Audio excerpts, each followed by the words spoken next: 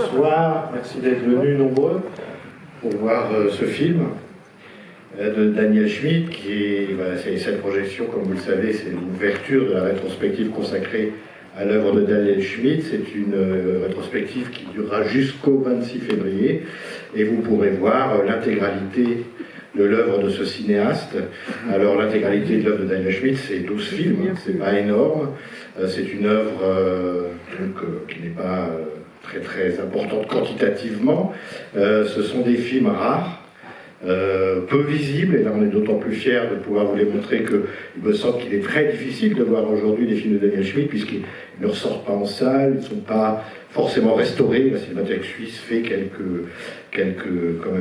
effectue quelques tâches de restauration sur certains titres, mais on est loin du compte, et évidemment il n'existe pas d'édition Blu-ray DVD des films de Daniel Schmitt, à une ou deux exceptions près, et ça c'est vraiment scandaleux. Donc je crois aussi que l'intérêt de montrer ces films, c'est que on les voit pas, on les voit peu, on les voit plus, alors que c'est une œuvre extrêmement importante. D'ailleurs, peut-être que je peux vous poser la question tout de suite, qui voit La Paloma pour la première fois ce soir? Voilà, tu vois. Voilà, donc on est triplement content d'être l'endroit où on peut revoir La Paloma, avec, dans une copie qui est une copie qui vient des collections de la Cinémathèque française, copie 35 mm, voilà, qui n'est pas neuve, vous allez voir, mais qui est une excellente copie. Alors, juste avant de commencer, les remerciements d'usage, on remercie toujours avec ferveur notre tutelle, le ministère de la Culture, le CNC, nos grands mécènes, la Fondation Gann pour le cinéma, et Chanel. Quelques précisions sur ce qui va se passer autour de la rétrospective Daniel Schmitt. Samedi 19 février à 14h30, à la suite de la projection de Cette nuit au jamais, il y aura une discussion avec Renato Berta, donc comme vous le savez, enfin vous allez le savoir si vous ne le savez pas, est le directeur de la photographie de tous les films de Daniel Schmitt, donc il sera là, avec, et c'est une discussion qui sera animée par Jean-Marie Charlot et Bernard Benoliel. À partir de 17h, la discussion sera suivie d'une signature à la librairie de l'ouvrage Photogramme qu'a coécrit Renato Berta, et Jean-Marie Charlot, il est là, je l'ai dans les mains, voilà, vous pourrez vous le faire signer, tu pourras le signer, samedi après-midi après votre discussion. Alors, les films de Daniel Schmitt, comment définir cette œuvre? On a un peu rapidement assimilé le cinéma de Daniel Schmitt au nouveau cinéma allemand. Il est vrai qu'il a fait ses études de cinéma à l'école de cinéma de Berlin. Il est suisse, en fait, je vous dis ça parce ce qui est paradoxal, c'est que voilà, il est suisse, mais on le rattache au nouveau cinéma allemand en raison de ses études à l'école de cinéma de Berlin, en raison aussi de son amitié avec Fassbinder, dont il était très proche. C'est une œuvre qu'on a qualifiée à la fois de moderne. On peut dire que le cinéma allemand est un des moments de la modernité cinématographique, mais c'est aussi une œuvre qu'on a qualifiée de décadente. Donc évidemment, c'est ce paradoxe-là, comment être moderne et être décadent, qui illustre le cinéma très singulier et très étrange de Daniel Schmitt, qui est vraiment, je crois, un cinéma qui, on a beau le mettre dans des catégories, c'est un cinéma qui ne ressemble à rien. Alors, première surprise, premier long métrage, Cette nuit ou jamais, c'est un film qui, quand on le voit et quand on le revoit aujourd'hui, je l'ai revu il y a quelques années ici, je l'ai vu pour la première fois il y a quelques années ici à la Cinémathèque, je ne l'ai jamais vu, et c'est un film qui frappe par le fait qu'il prend à contre-pied, me semble-t-il, toutes les idées, toute l'idéologie de cette époque, plutôt progressiste, plutôt enthousiaste, post-68 art. C'est déjà un film qui déconstruit un peu les idées reçues de son temps. Et ça, c'est plutôt assez passionnant. Mais ce qui peut-être... alors, ce qui distingue aussi le cinéma de Daniel Schmitt, c'est un côté dandy aussi. C'est son goût pour le vieillissement, pour des objets un peu désuets, pour l'opéra aussi. Bah, tu nous diras si tu n'es pas d'accord. C'est pour, je pense, pour la représentation. Je pense à son film sur le théâtre Kabuki, par exemple. Donc il y a ce goût pour des objets un peu singuliers, un peu étranges, un peu décalés, on dirait aujourd'hui.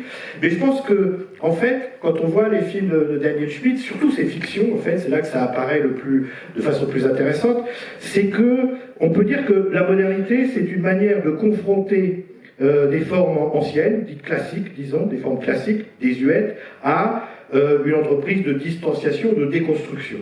Mais on a l'impression que Schmitt, lui, fait le contraire. C'est-à-dire qu'il prend des formes anciennes et il les fait revenir dans un système ou dans un monde dont l'esprit est déjà distancié, ironique et peut-être même un moment de déconstruction que lui va contredire en faisant revenir ses formes désuètes. C'est-à-dire qu'en gros, on peut dire que la modernité, c'est confronter les formes anciennes, les formes classiques à Brecht, et là on a plutôt l'impression que c'est Brecht qui doit se confronter, qui doit se taper des formes anciennes, classiques, qu'on a cataloguées de désuètes. Enfin, je ne sais pas. Il me semble que c'est cette inversion-là qui définit le cinéma de Daniel Schmitt. Je vais tout de suite arrêter d'en parler parce que d'abord, je n'ai pas vu tous les films et parce qu'il y a à côté de moi quelqu'un qui en parlera de façon beaucoup plus précise que moi. C'est Renato Berta. Il a dirigé la photographie de tous les films de Daniel Schmitt et donc il a beaucoup de choses à dire sur ce cinéaste qui a été son ami.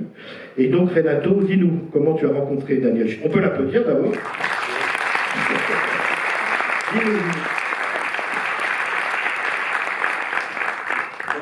Il faut qu'on sache combien de temps on a, parce que tu sais, si on commence à... Tu sais, ils veulent voir un film, donc... ça risque d'être très long. Non, mais je ne veux pas rentrer trop sur le film, tu as déjà tout dit, c'est parfait, tu vois. Et puis bon, effectivement, on peut le lire sur différents niveaux, c'est évident.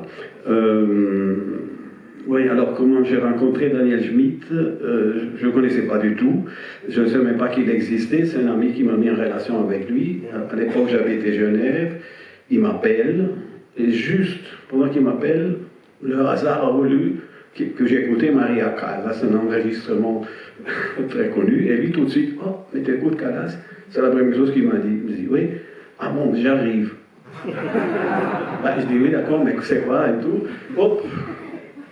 2 heures après, je me souviens dans la gare de Genève, il y avait une fleuve de gens qui descendaient. Je vois un monsieur avec un sac en plastique, avec des disques de musique, des livres et tout. Je dis, ouais, c'est lui, là, Daniel Schmitt. Je ne le connaissais pas, vraiment pas.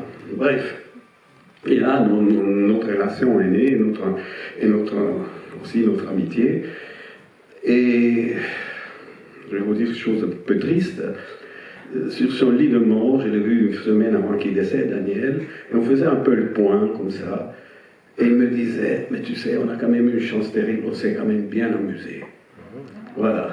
Et ce film-là, c'est le deuxième film qu'on a tourné. Le premier film, c'est Renato Derny, qu'on a tourné en 9 nuits. Et celui-ci, par contre, on avait un peu plus de moyens, mais personne payé, comme souvent dans ces films-là, et tourné comme ça avec 2 bouts de ficelle, mais c'était pas, comment dire, c'était pas quelque chose de négatif, ça, au contraire, c'était quelque chose de très stimulant. Et on faisait le film, on tournait en 16 mm, et avec ce qu'on avait. Alors, ce qu'on avait, c'était surtout son charme à lui, qu'il arrivait à obtenir beaucoup de choses de tout le monde. Alors, il a voudrait une grande maison dans la Paloma. Il a demandé à la dame, la propriétaire de la maison, s'il pouvait tourner quelques plans dans le jardin.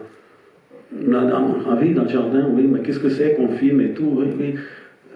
Bref, il a réussi à obtenir la permission de la dame pour tourner dans le jardin.